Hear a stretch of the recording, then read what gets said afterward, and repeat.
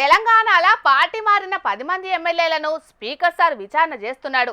కాకుంటే పెద్ద కోర్టు చెప్పిన టయానికి ఆ విచారణ అయిపోలేదని కేటీఆర్ మల్లోపారి కోర్టు తలుపులు తట్టిండు.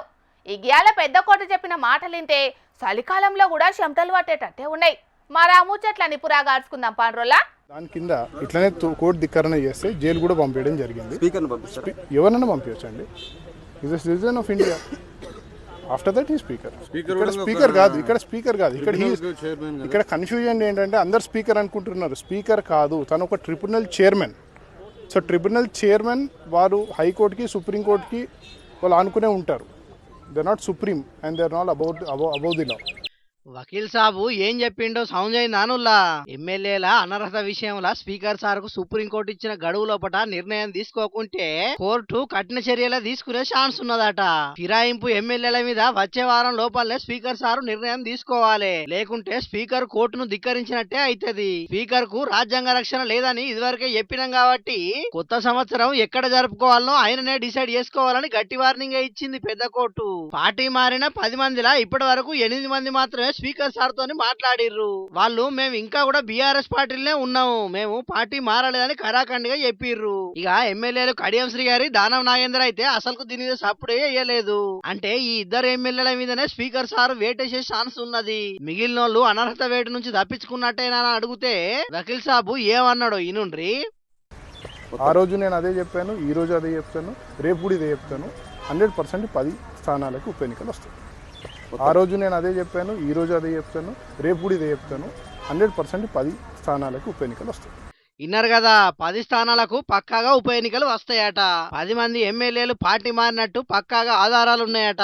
వాళ్ళు తప్పించుకునేందుకు ఛాన్సే లేదు. స్పీకర్ వాళ్ళకి అనుకూలంగా నిర్ణయం తీసుకున్నా మళ్ళా హైకోర్టు పోయే ఛాన్స్ ఉన్నది. ఖచ్చితంగా వాళ్ళ మీద అనర్హత వేటు పడుతుందని అంటున్నాడు. ఇక మొన్నట్లనే కలకత్తా హైకోర్టు పార్టీ మారిన ఎమ్మెల్యే ముకుల్ రాయ్ మీద అనర్హత వేటు వేసింది కాబట్టి చూడాలి మరి రాబోయే రోజుల్లో మన దగ్గర పార్టీ మారిన ఎమ్మెల్యేల ముచ్చట్ల ఏం జరుగుతుందో. దమ్ముంటే పట్టుకోర షికావత్తు, పట్టుకుంటే వదిలేస్తా సిండికేట్ అని పుష్ప సినిమాలో పుష్పరాజ్ పోలీసులకు ఎట్లా సవాల్ ఇస్తుండోలా. సవాల్ ఇస్తున్నట్టే ఎత్తులకు పై ఎత్తులేసి షికావత్ కు దొరకకుండా తప్పించుకున్నాడు పుష్పరాజు. కానీ అది సినిమా, డైరెక్టర్లు ఎట్లా తీస్తే అట్లయితది. అదే నిజంగా నేరాలు చేసుకుంటా గట్ల సవాలు చేస్తే పోలీసులు ఊకుంటారా? మళ్ళా మన హైదరాబాద్ పోలీసులు అస్సలు కోరు. సవాల్ చేసిన వాళ్ళకు చెమటలు పట్టిస్తారు. అట్లనైంది ఐబొమ్మ నడిపే ఇమ్మడి రవి కథ. ముచ్చటేందో పురాగైందాం పాండ్రోలా. ఐబొమ్మ అనే వెబ్సైట్ పెట్టి విడుదలైన సినిమాలను విడుదలైనట్లు అందులో ఇరుదలు చేసే ఇమ్మడి రవి కథ మొన్నటితోటి క్లోజ్ చేసిండ్రు పోలీసులు. సవాల్ ఇసురితే ఊకుంటారా? సరౌండ్ చేసి 2 నెలల సంది నిఘా పెట్టి ఐబొమ్మను నోబొమ్మ చేసిండ్రు. తన చేతోటి తనకన్నే ఒడిపించినట్టు ఐబొమ్మను ఇమ్మడి రవి చేతనే లేకుండా చేసిండ్రు. అట్లిప్పుడు బయటకొచ్చిన ముచ్చట్లింటుంటే అమ్మర బిడ్డో అని అనిపిస్తున్నదోలా. పోలీసులు పట్టుకున్న హార్డ్ డిస్క్ లా 21,000 సినిమాలున్నాయట. అంతేకాదు ఐబొమ్మల సినిమాలు చూసినోళ్ళందరికీ పెద్ద షాకింగ్ వార్తేందంటే 50 లక్షల మంది డేటా ఉన్నదట ఇమ్మడి రవిశేట్ల. ఎంత పాపమున్నది చూడుండ్రి. ఉచితంగా కొత్త సినిమా చూస్తున్నాడనుకుంటే కొంపలెట్లా ముంచిండో. ఇక ఐబొమ్మ అంటే వెనక ఎంత పెద్ద బొమ్మ ఉన్నదో అనుకున్నారు అందరు గాని ఇదంతా ఇమ్మడి రవి 1 మ్యాన్ షోనేనటనొల్లా. దేశం గాని దేశం లుండుకుట ఒక్కడే ఒంటిగా చేసిన పనేనట ఇదంతా. ఎంత కేటుగాడున్నాడు చూడుండ్రి. MBA చదివిండు, కొన్నేళ్లు కొలువు చేసిండు, సాఫ్ట్వేర్ కంపెనీ నడిపిండు. మళ్ళా ఏం పురుగు మెస్లిందో గాని చేతికి మట్టంటకుండా గిసొంటి దందా సాల్ చేసి పోలీసులకే సవాలిచ్చి ఇప్పుడు జైల ఊచలు లెక్క పెడుతున్నాడు. ఈ మడి రవిని పోలీసులు అరెస్టు చేసుట్లా తెలుగు సినిమా పెద్దలైతే ఒక సంబరపడతలేరు. మరి సంబరపడరా? ఆలకు కూడా ఇచ్చిండు కదా గప్పట్ల వార్నింగు.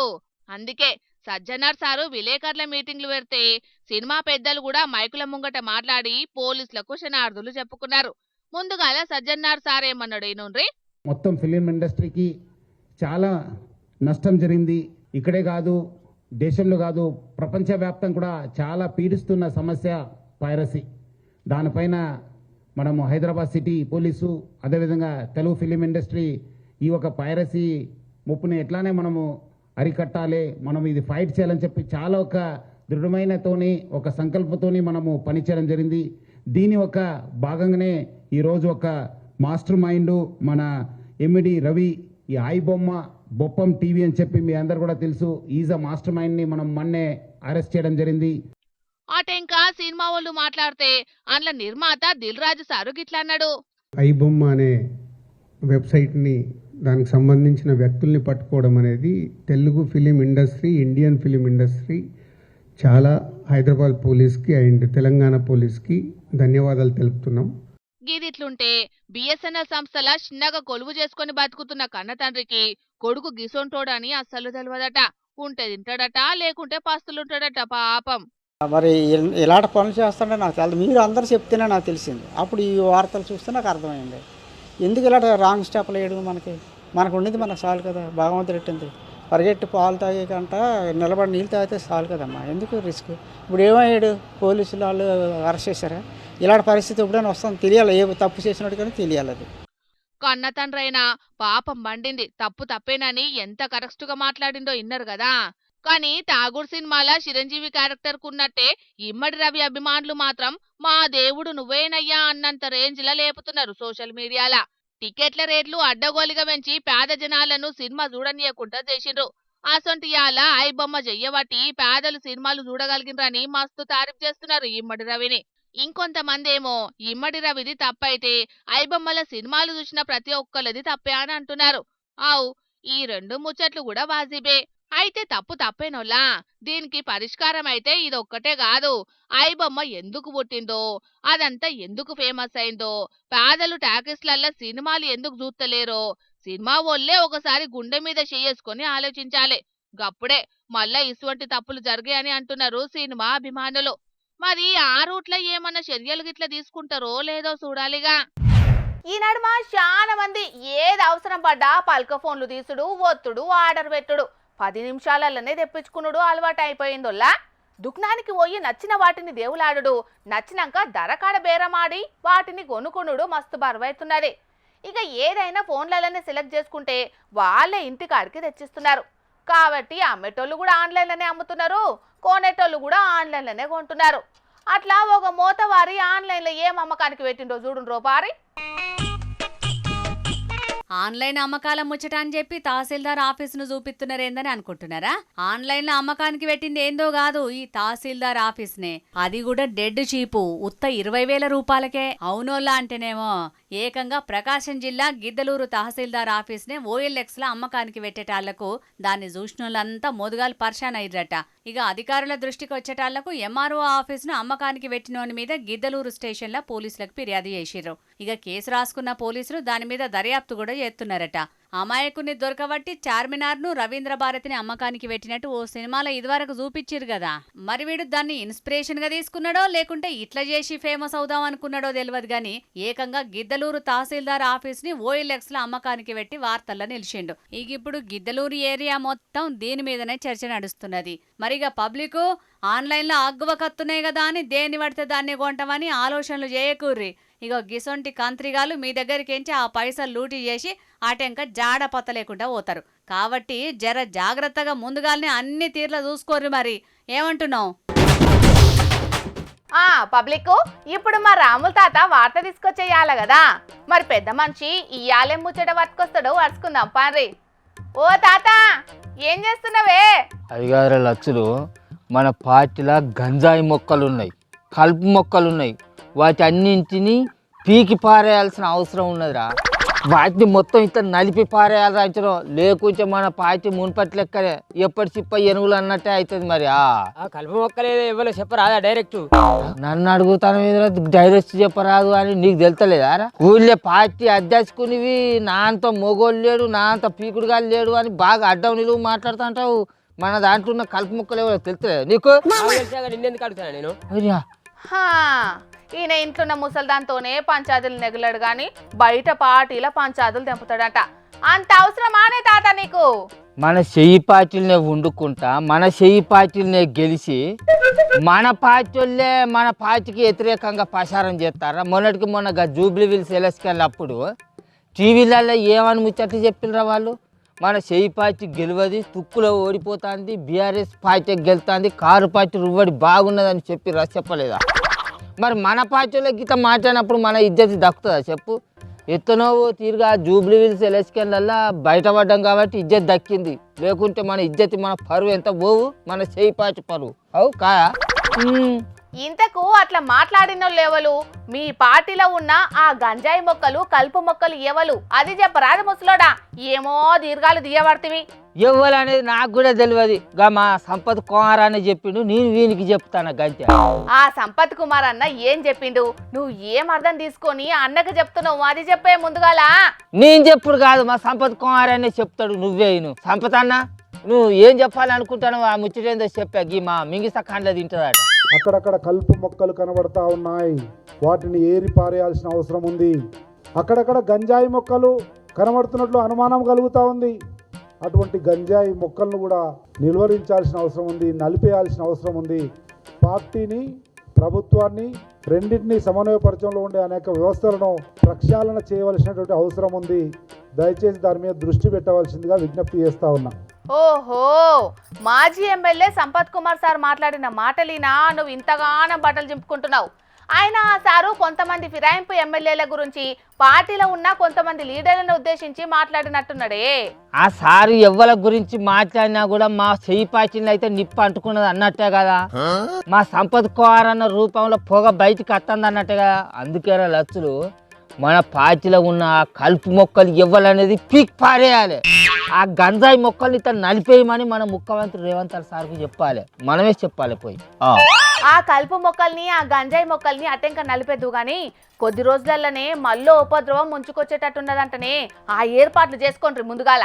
అగ్గో, మొన్ననే జూబ్లీ హిల్స్ ఉపద్రవం అయిపోయింది కదా, మళ్ళీ ఉపద్రవం ముంచుకొస్తా అంటే. ఆ జూబ్లీ హిల్స్ ఎమ్మెల్యేని గెలిపించుకునేటందుకే రాష్ట్రంలో ఉన్న మా చేయి పార్టీ ఎమ్మెల్యేలు, ఎంపీలు, ఎమ్మెల్సీలు, మంత్రులు, మా ముఖ్యమంత్రి సారు, సోటామోటా లీడర్లు అందరూ నిద్ర ఆరాలు మానేసి రాత్రి పగలు అనే తేడా లేకుండా ప్రచారాలు చేసి ఆ నవీన్ యాదవ్ అన్నను గెలిపించుకున్నాం. ఇప్పుడు మళ్ళీ ఉపద్రవం ముచ్చుకొస్తా అంటే నాయనా తలుసుకుంటున్న దడలు అంటారు మరి లచ్చులు. కారు పార్టీలో గెలిచి చెయ్యి పార్టీలకు మారిన ఎమ్మెల్యేల గురించి స్పీకర్ సారు ఎసొంటి నిర్ణయం తీసుకోకపోవడు చెయ్యవాటి. స్పీకర్ సారు కొత్త ఏడాది ఎక్కడ జరుపుకోవాలనుకుంటున్నాడో చెప్పాలి అని chief justice BR Gavai sir సంచలనమైన ముచ్చట్లు మాట్లాడుకొచ్చిండే. వావు, గాలిపోయే కంపలని మన చేయి పార్టీకే తలుగుతానే ఏందున్నట్టున్నదేమరా లచ్చులు. కారు పార్టీలో గెలిచి వాళ్ళ సార్థానికి మన చేయి పార్టీలకు వచ్చిన ఎమ్మెల్యేలేమో నడింత మంచిగా పరుపులు వేసుకొని పంచే. ఇప్పుడు కోర్టు చెప్పిన జాగలో మన స్పీకర్ సారు కొత్త ఏడాది పండుగలు జరుపుకోవాల్సి వస్తుందా? ఈ 10 మంది ఎమ్మెల్యేలు చేయవచ్చు. ఇది ఎక్కడి చిత్రం నీ అక్క గండం పిల్ల మునవయ భలే ఉన్నదేమరా ఈ కథ. లచ్చులు ఏందిరా ఇది? మరి స్పీకర్ సార్ అయినా ఎవరు ముచ్చట్టిని వెనకడిగెత్తున్నాడో తెలియదు కానీ కోర్టు వానికి ఇచ్చేదాకా తెచ్చుకుంటారా అని. ఇది ఎంత అవమానం చెప్పు. అవమానం ముచ్చట అటుంచు కానీ ఆ పార్టీ మారిన 10 మంది ఎమ్మెల్యే జాగాలలో మళ్ళా కొత్తగా ఎలక్షన్లు వస్తే ఏంది కథ? ఆ ముచ్చట తలుచుకుంటే ఎన్నుల వణుకు పుడుతుందిరా. మొన్నటికి మొన్నగా జూబ్లీ హిల్స్ ఎలక్షన్లలో ఒక్క ఎమ్మెల్యే సార్ను గెలిపించుకునేటందుకే కండ్లు పోయి కంతలకు జారినాయి. ఇప్పుడు ఈ 10 మంది ఎమ్మెల్యేలను గెలిపించుకోవాలనుకుంటే మా చెయ్యి పార్టీది ఏది ఎక్కడికి జారుతుందో కూడా తెలియకుంటున్నది. ఆ 10 మంది ఎమ్మెల్యేలు కారు పార్టీ నుంచి వెళ్ళి చెయ్యి పార్టీలకు వచ్చి తెచ్చిన లాభమేమో గాని మందిలో చెయ్యి పార్టీకి జరిగిన నష్టమే ఎక్కువ ఉన్నదే. అటు నియోజకవర్గాలలో వర్గ భేదాలు వచ్చుడు, ఇటు పక్కనేమో పెద్ద కోర్టు స్పీకర్ సార్కు మొట్టికాయలేసుడు. ఏందో ఏమో పో. జూబ్లీ హిల్స్ ఎలక్షన్లలో మా చెయ్యి పార్టీ గెలిచింది కదా, ఇక ఇదే రువ్వడి మీద మా ముఖ్యమంత్రి రేవంత్ రెడ్డి సారు సర్పంచ్ ఎలక్షన్లు పెడతాడు. ఇక ఊళ్ళో నేనే సర్పంచ్గా నిలబడి వచ్చి గాలినే గెలుతా అని మస్తు సంకలు గుద్దుకున్నా కానీ ఊరా ఈ 10 మంది ఎమ్మెల్యేల ముచ్చట్ల మీద స్పీకర్ సారు ఏదో ఒక నిర్ణయం తీసుకోకపోతే మేమే గట్టి బాంబే పేల్తామని కోర్టు చెప్పుడు తలుచుకుంటేనైతే గుండెలలో గుణపాలు దింపినట్టు అయిపోతుంది. ఇక నా సర్పంచ్ ముచ్చట గాలిలో దీపం అయ్యేటట్టే ఉన్నది కదా, ముచ్చట పాడైపోను. జూబ్లీ హిల్స్ లా మీ పార్టీ గెలుపుకు వేల్చిన పటాకుల పొగ ఆరకముందే పెద్ద కోర్టు ఉల్లిగడ్డ బాంబును మీ సంకల్నే పెడతాది అనుకోలేదే తాత. ఏమంట మా రేవంత్ రెడ్డి సారా ముఖ్యమంత్రి కుర్చీలో కూర్చున్నాడు అప్పటి సంధి మా పార్టీలో కొంతమంది పొగబెట్టుడే, పక్క పార్టీ వాళ్ళు పొగబెట్టుడే, ఆయన పొగబెట్టుకున్నాడు అవుతుంది. ఏందో ఏమోరా ఈ గాచారం. అసలు రాష్ట్రంలో మా చెయ్యి పార్టీ అధికారంలో ఉన్నదా లేకుంటే ఆ కారు పార్టీ వాళ్ళు అధికారంలో ఉన్నదో ఏం తెలుస్తూనే లేదు.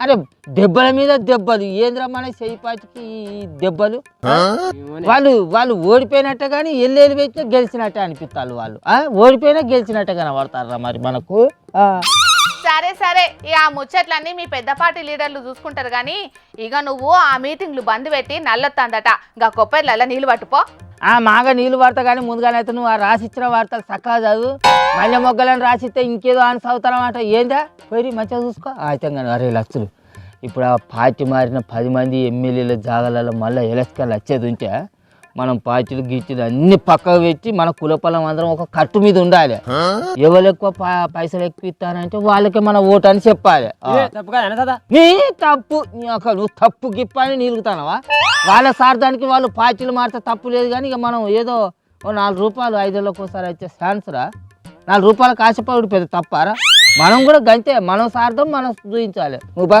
నేను చెప్పినట్టు మీరు వినాలి కూలపోళ్ళు అందరూ ఒక కట్టు మీద ఉండాలి పెద్ద మనిషి నేను చెప్పినప్పుడు మూసుకొని వినావా బోసిరికే మళ్ళీ తప్పు గిప్పని నిలుగుతాను పానాడు అంతే ఉంటది కావచ్చు పోన్రి ఆడ ఉప ఎన్నికలు వస్తే సాధారణ ఎన్నికలప్పుడు ఎవరు పెద్దగా పట్టించుకోరు గాని ఉప ఎన్నికలు వచ్చిన కాడ మాత్రం అభివృద్ధి పరుగులు పెడతది ఇక ఓటర్లకు కూడా పండగే పండగ అన్నట్టు ఉంటది మరిగా పార్టీ మారిన ఎమ్మెల్యేల ముచ్చట్ల స్పీకర్ సారే ఏమన్నా నిర్ణయం తీసుకుంటాడో లేకుంటే దేశం పెద్ద కోటే గట్టి నిర్ణయం ఏమన్నా చేస్తుందో తెలియదు కానీ కొద్ది రోజులలోనే ఏదో ఒకటి మాత్రం జరిగేటట్టే కానొస్తున్నది చూడాలి మరి ఏం జరుగుతుందో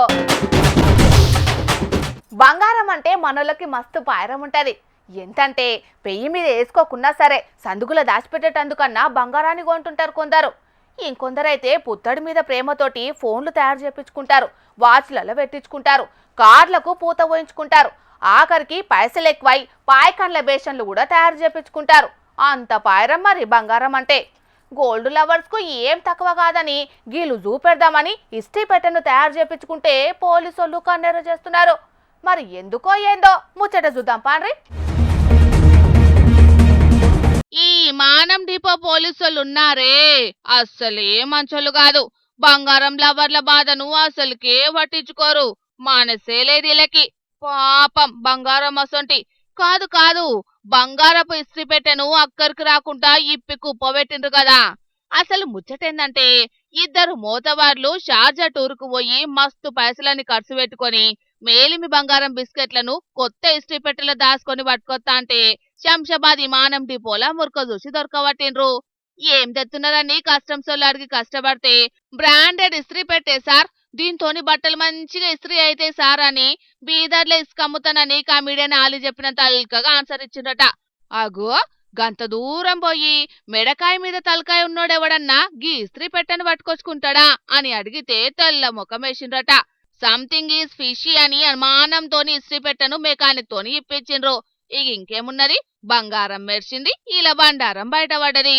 కిలో 200 గ్రాముల 11 మేలిమి బంగారు బిస్కెట్లను తీసిండ్రు తీగను గుంజితే దొంక గదిలినట్టు ఈలను లోపటేసి దోమితే కడప జిల్లా ప్రొద్దుటూరు స్మగ్లింగ్ ముఠాతోని ఉన్న లింకులు బయటపడ్డాయి ఆడవొగల్ని దొరకబట్టి లోపటేసిండ్రు ఇంకెవలున్నారు ఏం కథ అని ఎరకబడుతున్నారట పోలీసులు అన్నట్టు వీళ్ళు తెచ్చుకున్న బంగారం విలువ 1,55,00,000 మరి గిట్లెందుకు పట్టుకొస్తున్నారంటే ట్యాక్సులు తప్పించుకునేటందుకట కానీ ఈ స్మార్ట్ జమానాల ఇసొంటి దాగుతాయా చెప్పుర్రి సైబర్ నేరగాళ్లతోని పారేషానే ఉన్నదొల్లా ఇందు గలదు అందు లేరని సందేహము వలదు ఎందెందు దోలాడినా అందందే గలరు సైబర్ నేరగాళ్ల బాధితులు ఎంత చెట్టుకు అంతేగాలన్నట్టు గరీబ్ నుంచి అమీర్ దాకా ఉన్నంతల కోట్ల రూపాయలకెంచి 100,000 దాకా పోగొట్టుకుంటూనే ఉన్నారు పోలీసులు ఎన్ని ప్రచారాలు చేసి ఫోన్లలో కొత్త లింకులు వత్తదని చెప్పినా ఈయనకుంట ఆగమైతున్నారు గిట్లా ఈ స్మార్ట్ ఫోన్లు పాడుగాను వీటితోని ఎంత ఫాయిదా ఉన్నదో అంతకంటే ఎక్కువనే పరిశాన్ ఉన్నది ఉల్లా తెలిసి తెలియక లింకును చిటుక్కునొత్తిన పాపానికి ₹1,00,000 కట్నం చదివించుకోవాల్సి వచ్చింది పాపం గిషీనన్నకు కామారెడ్డి జిల్లా బీర్కూరు మండలం చించోలి కాడుంటాడు వ్యవసాయం చేసుకుని బతుకు బండిని నడిపిస్తున్నాడట అన్నా అసలేమైందే శ్రీనివాస్ ఒక 7-8 మెసేజ్లు వచ్చినాయి మెసేజ్ రావడం వల్ల అది నంబర్ చూసి కాల్ చేస్తే అది రెస్పాన్స్ ఇవ్వలేడు తర్వాత పొద్దుగాల లేచిన దొక్కంటే పైసల అమౌంట్ కట్ అయిపోయినాయి ₹1,00,000 దాకా కట్ అయిపోయినాయి అగో ఇన్నరా ఆధార్ అప్డేట్ అని లింక్ వచ్చిందట ఆయనతో చేయకుంటే ఏమైతుందో ఏం పాడో అని ఫోన్ కు మెసేజ్లు రాగానే అందులో వచ్చిన ఫోన్ నెంబర్ కు ఫోన్ కొట్టిండు ఆ ఫోన్ పని అయితే చేయలేదట గాని తెల్లారినాక షీనన్న ఫోన్ నెంబర్కు లింకున్న అకౌంట్లకెళ్లి 96,000 మాయమైనాయి. అగో గిదేందని పర్షాన్ అయిండు. నెత్తినోరు కొట్టుకున్నాడు, లబలబ మొత్తుకున్నాడు. పాపం 6 నెలలు కట్టబడి వండించిన వడ్ల నమ్మితే 1,34,000 రూపాయలు వచ్చినాయట. దాంట్లకెంచి 96 గై బయటాలకు బ్యాంకుకు పోయి పద్దుల చిట్టా తీసుకున్నాడు. సీదా పోయి పోలీస్ స్టేషన్లో కేసు పెట్టిండు. పైసలు ఎటు పోయినాయి, ఫోన్ చేసింది ఎవడు ఏందనేది ఎంకులాడుతున్నారట పోలీసోళ్ళు. ఇక అట్లనే బెంగళూరు దిక్కు డిజిటల్ అరెస్టు. సిబిఐ పోలీసోళ్ళమని చెప్పి ఒక అక్క దగ్గర 32 కోట్ల రూపాయలు మింగేసిండ్రు. కానీ చూసిండ్రా సైబర్ దొంగలు ఎట్లా మోపైనరు. ఇయ్యాల రేపు ఏ లింకును నమ్మేటట్టు లేదుల్లో. సర్కారోళ్ళు మీ ఫోన్లకు లింకులు పంపరు, ఫోన్లు వేసి చెప్పరు. పోలీసోళ్ళు డిజిటల్ అరెస్టులు చెయ్యరు, ఫోన్లల్లో పైసలు అడగరు. యాది పెట్టుకోన్రి. అట్లే వాళ్ళని చెప్తే 1-2 సార్లు ఆలోచన చెయ్యిండ్రి. సరేనా? అయినా ఈనం ఏ లింకు పడితే ఆ లింకు ఒత్తుతామంటే మీ ఇష్టం. ఇక పానం మంచిగా లేనోళ్ళు సర్కారు దవాఖానలో చికిత్స చేయించుకుంటారు. ఇగాడ వైద్యం అందుబాటులో లేకుంటే ఆరోగ్యశ్రీ కింద ప్రైవేటు దవాఖానలలో కూడా వైద్యం చేయించుకుంటారు. ఒకవేళ చేతికుంటే ఎక్కువ మొత్తంలో ఖర్చు పెట్టాల్సి వస్తే ముఖ్యమంత్రి సహాయ నిధి కింద సాయం చేయాలని దరఖాస్తు పెట్టుకుంటారు కొందరు. అట్లనే ఈ పెద్ద మనిషి కూడా దరఖాస్తు పెట్టుకున్నాడు. సర్కారు నుంచి సాయం కూడా అందింది. కాకుంటే ఆయన ఏం చేసిండో చూడుండ్రి. 32 లక్షలు నేను ఖర్చు పెడితే ఇవాళ CMRF చెక్ నాకు 60,000 వచ్చింది. 60,000 ఇది కూడా నాకు అవసరం లేదు. Thank you. చాలా చాలా సంతోషం. నేను కష్టపడ్డ దానికి, నేను ఇన్ని కొట్లాటలు పెట్టుకున్న దానికి నేను ప్రతిఫలం ఈ 60,000తో నాకు ఒరిగింది ఏం లేదు. Thank you a lot. నేను 39 లక్షలు నేను CMRF ఖర్చు ఇచ్చిన ఫైల్ 60,000 రూపాయలు వచ్చింది. 60,000 దీన్ని నేను ఎక్కడ జమ చేసుకోవాలి, ఏం చేసుకోవాలి, అప్పులు తెచ్చి మనకి ఏమి ఇచ్చుకోవాలి, నాకు ఏం అర్థమైతే అందుకోసం దీన్ని చింపేసిన. ఓ శ్నీ చెక్కును దాని ఆనవాళ్ళు కూడా తెలియకుండా ఏడికాడికి చింపు పారేసిండు కదా ఈ అన్న. 60,000 రూపాయల చెక్కును ఇంపేసిండంటే ఆయనకి ఎంత కోపం ఉన్నదో దీన్ని బట్టే తెలుస్తున్నది. ఈయన పేరు ఇర్షాదుద్దీన్. కామారెడ్డి జిల్లా సదాశివనగర్ మండలం అడ్లూరు ఎల్లారెడ్డి ఊరు. చేతి పార్టీల సీనియర్ లీడర్. కామారెడ్డి చెరుకు అభివృద్ధి మండలి చైర్మన్ గా సుతం పనిచేస్తున్నాడు. ఈయన చెల్లకు పోయినేడు టక్కరైందట. చికిత్స కోసానికి 32 లక్షల రూపాయలు ఖర్చయిందట. అయినా కూడా ఆమె బతకలేదట. ఆమెను బతికించుకునేందుకు గిన్ని లక్షల అప్పు చేసినా పాయిదా లేకుంటయింది. పోని సర్కారేమన్నా సాయం చేత్తది కావచ్చు, చేసినప్పు తీర్చుకుందామని సీఎం రిలీఫ్ ఫండ్ కోసం దరఖాస్తు పెట్టుకుంటే ఉత్త 60,000 రూపాయలు మాత్రమే మంజూరు చేసేటాళ్లకు బాధ, కోపం అన్ని కలిపి మొత్తానికైతే చెక్కును మొత్తం తుక్కు చింపి పారేసిండు. కాంగ్రెస్ పార్టీ కోసం ఇంత కష్టపడితే ఆఖరుకు మంచి ఫలితమే వచ్చిందనుకుంటా చెక్కును ఇంపిన వీడియోను బయటికి ఇడ్చటాళ్లకు దీని మీద ఇప్పుడు మస్తు చర్చ జరుగుతున్నది. నా పరిస్థితే ఇట్లున్నది. ఇక చాలా మంది బీద సాదలు చేసుకునే దరఖాస్తులను ఇంకేడ దేకుతారన్నట్టే మాట్లాడుకొచ్చిండు. చికిత్స కోసానికి పెట్టిన ఖర్చుకు మంజూరు చేసిన పైసలకు ఏమన్నా సంబంధం ఉన్నదా? నెరీగింత అధ్వానంగా ఉంటదా సర్కారు సాయం అని ఈ ముచ్చట తెలిసినోళ్ళు కూడా గరమైతున్నారు. ఇప్పటికైనా సర్కారు సీఎం రిలీఫ్ ఫండ్ నుంచి మంజూరు చేసే సాయం విషయంలో మంచిగా ఆలోచన చెయ్యాలని అంటున్నారు. మరి ఇక సర్కారు ఏం నిర్ణయం చేస్తుందో చూడాలిగా. ఇక తెచ్చిన వార్తలన్నీ అయిపోయినాయి. ఇవుల్లా ఇయాల్టి జోర్దార్ వార్తలు. మళ్ళొచ్చే జోర్దార్లా మళ్ళా కలుద్దాం. అప్పటిదాకా చూస్తూనే ఉండుండ్రి HM టీవీ. అట్లనే ఇంకిన్ని మంచి మంచి వార్తల కోసం HM టీవీ యూట్యూబ్ ఛానల్ని సబ్స్క్రైబ్ చేసుకోండి. ఇసంటి ముచ్చట్లు ఆడ మస్తుగుంటాయి. అన్ని ముచ్చట్లు మీ దాకా చేరాలంటే తప్పకుండా గంట కొట్టుండ్రి, లైక్ చేయండి, ఈ ముచ్చటను మీ దోస్తులకి షేర్ చేయండి. ఏమంటున్నాం? సరే మరి, టాటా.